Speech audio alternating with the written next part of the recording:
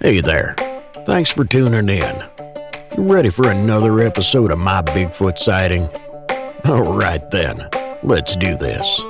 Seen a bunch of rundown no-horse towns where the church is the backbone, love's in the plow, and the five-string melodies grooving, with the farmland rows where the roots run deep, beyond the noise of the busy streets, where the songs of the South are soothing.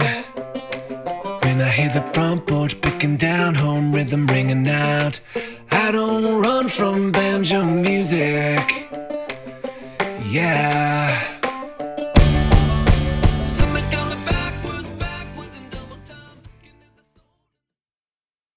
My Bigfoot sighting started about a year ago. I bought this property over in Scott Depot, West Virginia. I could always remember when I first heard about Bigfoot, I was a little kid, and my two aunts, Judy and Donna, always told me about this Bigfoot they seen when they were little kids outside of Portsmouth, Ohio.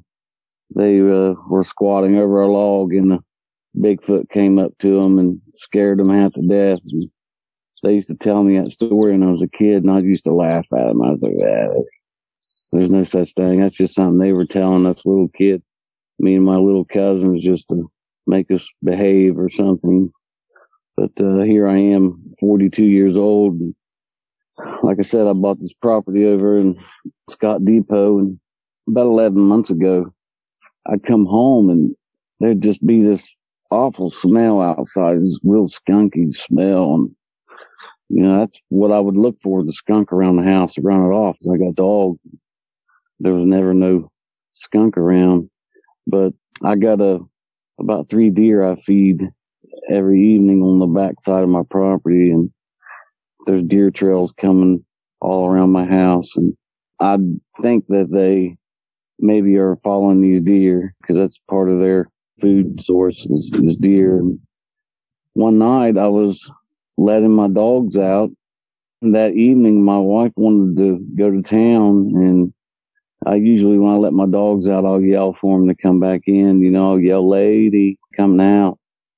So I opened the door, and I heard somebody yelling "lady" from the woods, and it had an otherworldly creature sound, like it was mocking me to try to call my dog into the woods. That really kind of scared me, because something's trying to draw my animal in the woods. So now I can only take my dogs out on a leash for fear of one of these creatures grabbing them. I didn't actually see a creature then. I just heard them. The second time I heard them, I was barbecuing on my back porch. It was pretty nice out. I heard a creature to my right talking to a creature on my left in the wood, in the tree line. It kind of sounded like an African dialect. It was like Babu Baka or something like that. And then it responded with a tree knock over to my left. I think they were talking to let them know, like when they walk at night at distances and stuff, if they're hunting, they communicate through tree knocks, talking, whatever. Or maybe they were just letting me know they were there because they're trying to interact with me. I've never gifted them or anything like that, but I do think that maybe they're eating that corn I put out on the tree line that's put out for the deer. I think they are consuming that corn. And when I'm not home, they've actually watched me and know the can on my back porch. So when I'm not home, they're coming up onto the back porch and getting it out of the can. And when I come home, that's why that smell is around my back porch and everything, is because they're getting to that corn. That's happened several times. This is not something that's happened a long time ago. This is ongoing. I'm having these Sasquatch experiences on a weekly basis. It was probably 3 weeks ago. It was 3:30 in the evening. I'd taken the corn up to set it in the tree line, and I got this big white oak tree right there at my tree line, and I was standing about halfway on the distance of the tree line, so there wasn't much of me sticking out. but I could see over to the left, up into the woods. There's a little hill, and this creature had walked up over the hill, came face to face to me about 20 yards out, and I could see the expressions on its face. It smirked like it was startled to see me there. It was surprised that me being a mere human could get a jump on it and see it like that, especially in its domain, you know. As soon as it popped over the hill, it walked about 5 steps before it noticed that I'm standing there looking at it. And it had broad shoulders. Like, I don't think it was a full adult. I think it was a juvenile. From my estimations, I think it was probably 6 foot tall, 6.5 foot tall. But its shoulders were real broad, broader than any man I've ever seen. You know, they were broad and muscular, had muscular definition. The top of its shoulders was jet black. Down the sides was like an ash gray color. And on its face, its hair come down to like a V shape. Its hair did. That's the most defining part I remember about it. It had its ears, and then its face was jet black. But around its eyes and its nose, it was ash color. It was a lighter color. Its skin was lighter color than its hair, basically. And its eyes were huge and black. But there was no definitive scary looking eyes or nothing like that people's reported. It wasn't nothing like that. And it was just normal, but just huge. I could see his facial expression. I was so close to it.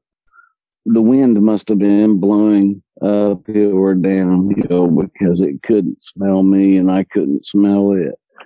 It was probably about 75 degrees out. It wasn't super hot or super cold. It was nice sunny weather. I know my eyes wasn't playing trick on me, or it wasn't pareidolia or nothing. What I saw was what I saw.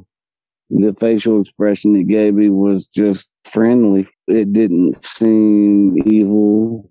It didn't seem like it had any bad intentions. I couldn't get no feelings like that off of it. It was more like a delightful surprise that I was able to catch it out in the open like that.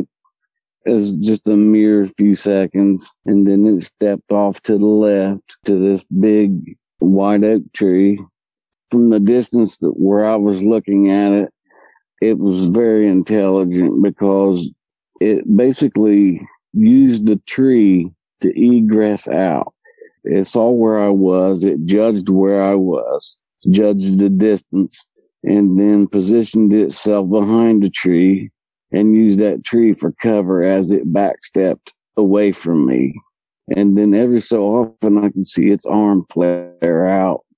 When I'm looking at the tree, knowing it was behind the tree, its arm would flare out every so often, and I could tell it was getting further away because its arm was getting smaller and smaller. So it used the tree as a way to egress out of the situation. That is a military type tactic. That's a escape and evade type military tactic that this thing was using to get away from me. It just blew my mind. You know, it didn't try to just run off, or it didn't try to like run up the hill and through the woods to get away. It backtracked. I thought it was quite phenomenal, really. And that was the actual sighting that I had face to face. The other interactions I had was just in the area, calling for my dog. The second time was communicating with another one. And then the third time was an actual face-to-face encounter. That was the main sighting that I seen at the property.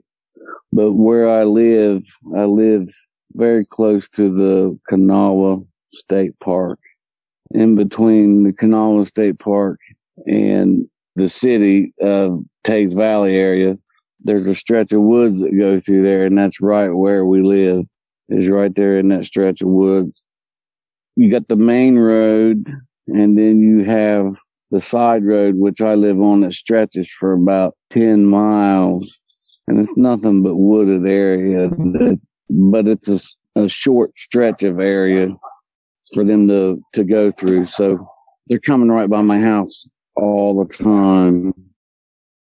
So I bought a trail camera, but with my experience with this creature, if they can see infrared, then they're not going to show up in that trail camera footage. But what I thought about doing was buying 4 or 5 of the same trail camera, figure out the IR distance, get some stakes and some string, and go out and mark off the IR distance 180 degrees, place one in the ground, and then go a few hundred yards over, place another one, and then try to funnel them down using the IR as a way to send them through a choke point and try to funnel them down to where I can actually be sitting there with a camera or something and try to get footage of it that way. I thought about doing some tree knock calls and stuff and try to draw it in to that area and actually use the cameras as a way to funnel them. Since they can see IR, you can still use a camera. That's like how they say, like Scott Carpenter's channel, for example. He says if you don't want wood boogers around your house, you just set cameras up because they hate to be recorded. In that sense, you can still use a camera as a tool and try to outsmart them because they're so intelligent. After that experience I had with them, I didn't think their intelligence would be that high. I figured their intelligence would have been gorilla level, somewhere around there, because some people say they're a Gigantopithecus race. I don't know what they are. I think they're an upright creature, but what they are, I don't know.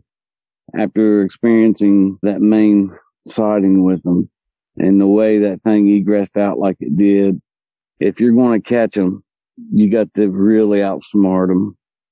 I've heard somebody was using mirrors, using a reverse image off a mirror and was catching them on recordings, but the images wasn't that good, they wasn't that clear of an image. So I would like to set something up like that and try to catch some footage of them, and it's a work in progress. Maybe in the future and to update you on what's going on as I try to get footage of them.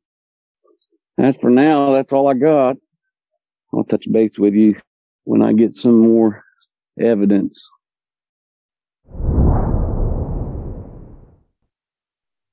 My Bigfoot sightings have all happened in southern Kentucky, right near the Tennessee border, and probably about less than a 5-mile square area. First sighting happened in the mid-1990s. I was out deer hunting that day. It was bow season, so it was probably like mid-October, and I was sitting up in my tree stand looking at a ridge top. I saw this kind of a shadow that was moving, and upon looking at it closer, it was a big hairy figure, about 7.5 feet tall, quite broad across the shoulders, dark brown or black fur, just was kind of looking at me from the ridge top. He then proceeded to go down the ridge and then appeared to go away from me. I still stayed up and continued my hunt until near dark, and then whenever I was coming out of the woods, I could hear something kind of pacing me out. I heard the footsteps fall. As I would move, he would move. If I stopped, he'd stop. And this continued until I got out of the woods, out into the open field. And then once I got out of the woods, I guess he figured he was safe, and he left me alone. Didn't follow me or anything after that. My second one was probably about 3 or 4 years later when my dad, my cousin, and I were out four-wheeling out near a place that we call the Acre Rock, and we stopped to take a break. We stopped at a flat spot at the foot of a hill that was extremely steep and treacherous. There's no way a human could have walked up this trail. It was very heavily wooded, so we couldn't see anything, but there was something definitely bipedal walking down the hill towards us. And it probably stopped about 150 yards from us. I guess where it was safe where we couldn't see what it was. And I could only see we sit there and watched us for, we stopped for 20, 30 minutes, had us some lunch. Then as we got ready to start back, we heard something take off on a dead run up the hill. So I guess he decided that we were potentially a threat or something, and he decided to get out of the area. And then later that same year, here again, it was in bow season in October. This is probably 99 or 2000. My dad was bow hunting in an area we call the Gap, and there was a pond that was off to his east.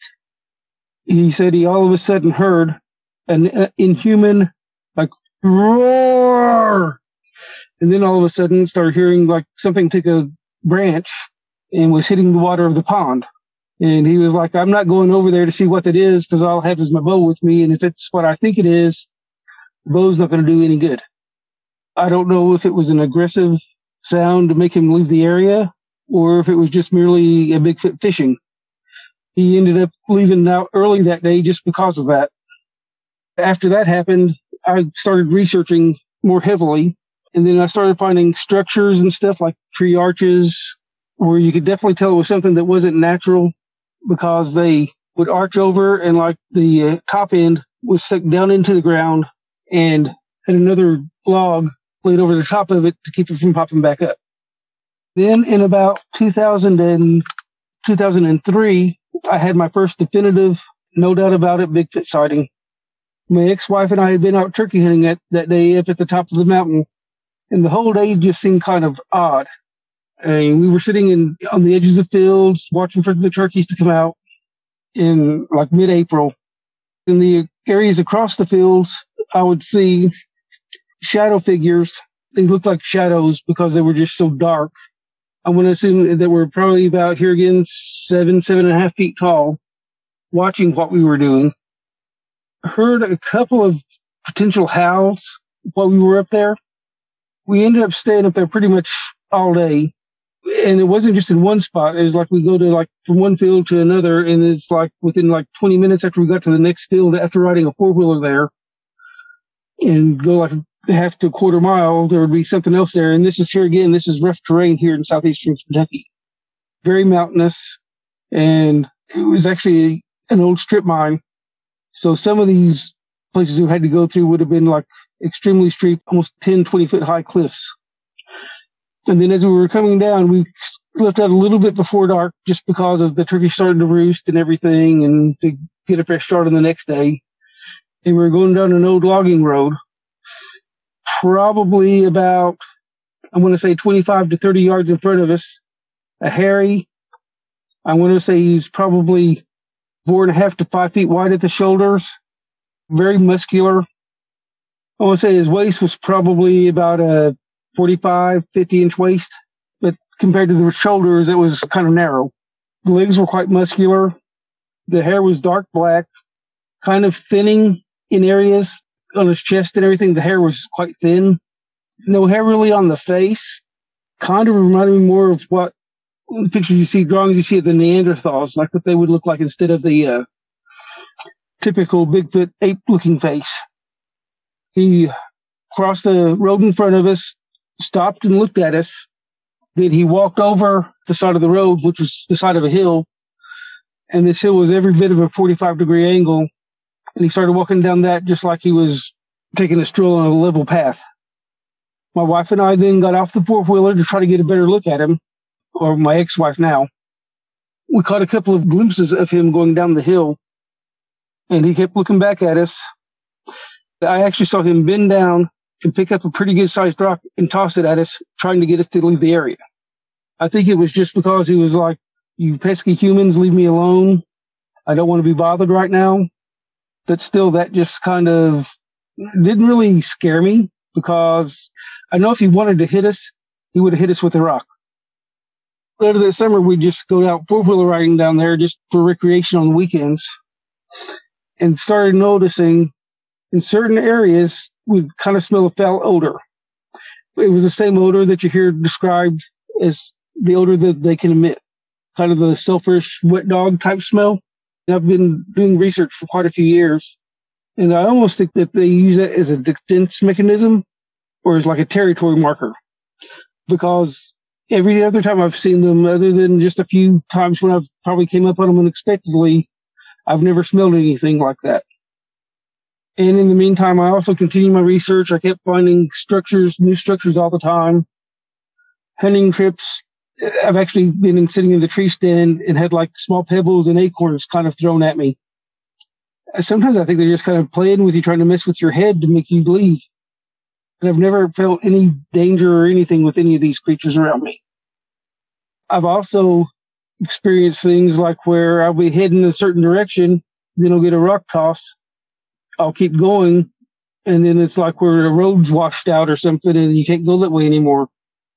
So I started kind of putting that together, and I almost thought at times they were like doing that kind of stuff to make you turn around, to maybe protect you from danger. And from there, it was probably about 5 years before I had my next encounter. And me and a friend of my ex-wife were four-wheeling up around the Acre Rock area, and we had another one cross the road from us, and this one was a female. I could see its breast. She was only about 6.5 to 7 feet tall, but still about 4 feet wide at the shoulders, had the athletic-looking body, here again quite muscular. Her hair was more of a light brown. As I say, we were riding as she kind of came up from the hill where she couldn't really, no human could have really came up that hill, went off through the brush. She stopped probably about 15 yards into the brush, turned back and looked at us. She didn't really have a conical head. Her head was more round, but her face looked more ape-like. Here again, we got off, tried to get a better look at her. And all this time was really before I had cell phones where I could take pictures, so obviously I couldn't get any pictures with them before she got out of sight. And that's really the two main definitive sightings I've had. I've had other things where I think, well, could it have been, couldn't it have been? But I still have found other things that I know they're in my area. I didn't really have a whole lot of sightings other than arches or anything like that for probably about 5 years. Probably about 2.5, 3 years ago, my brother and I were out doing some research. I found my first track. It was about a 13-inch track, extremely wide. I could see toe impressions, which left me no doubt as to what it was, and I could actually see like the mid-tarsal break that's been described. That was actually quite exciting for me because it's the first one I'd ever found. And my brother and I continued over to the pond where that one had many years ago smacked the water. And when we got on the dam of the pond, my brother and I heard a big whoop and a tree knock. And of course I didn't have my camera or audio going at the time because I wasn't expecting anything. And then a few pebbles got tossed. I could actually see the rocks coming through the trees, and they landed in the pond probably about 15, 20 yards from my brother and I. And here lately it was July 4th weekend. It was in 2020 as the year COVID started.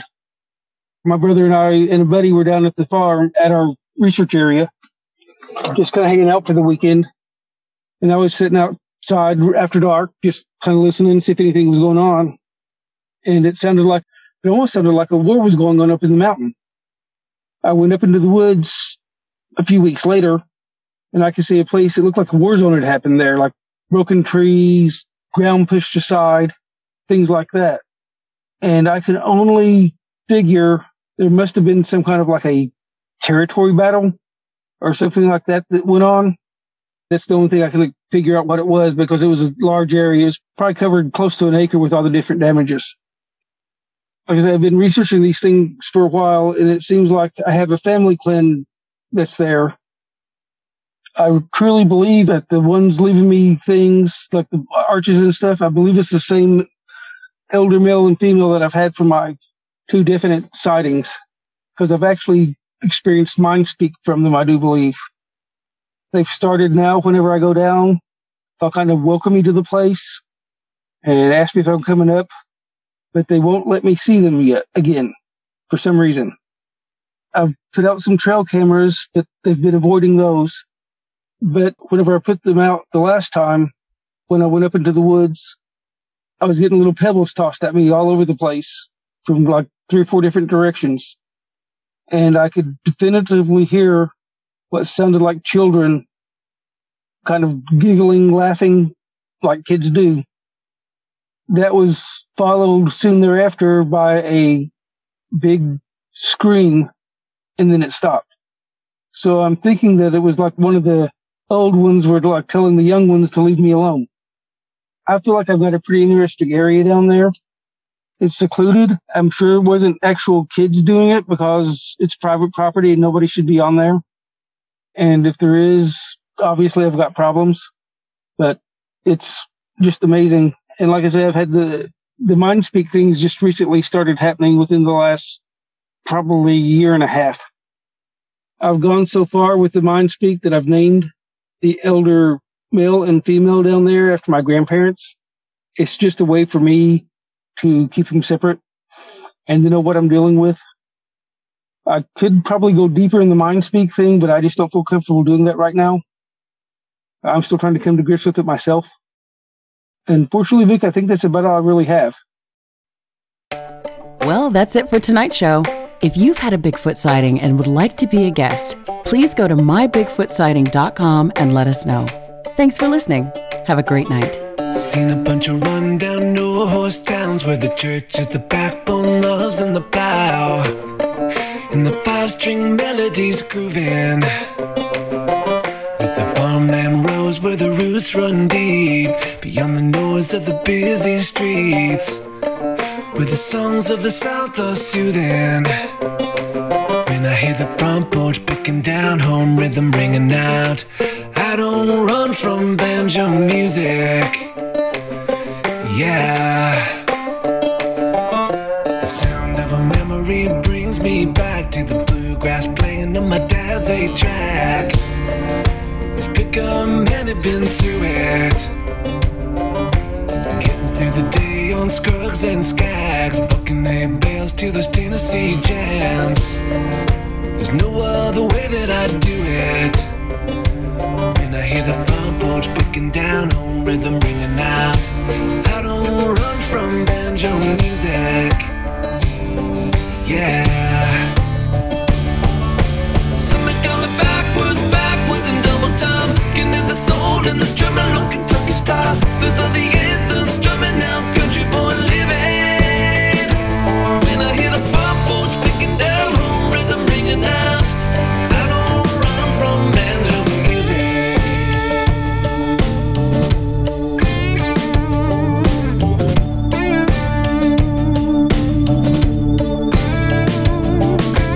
Pace of the city life drives me wild.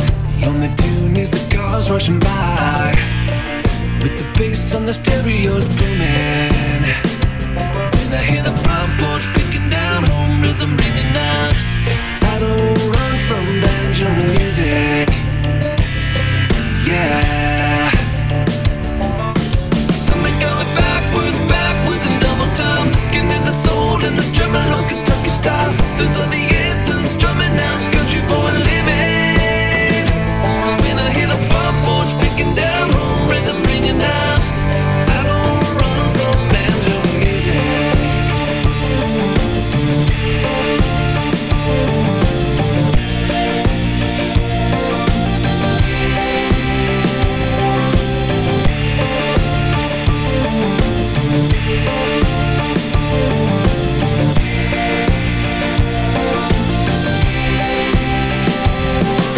Somebody call it backwards, backwards in double time. Getting to the soul and the drumming, low Kentucky style. Those are the anthems drumming out, country boy living. When I hear the front porch picking down, home rhythm, ride chicken porch swing, mama's best sweet tea kind of sound.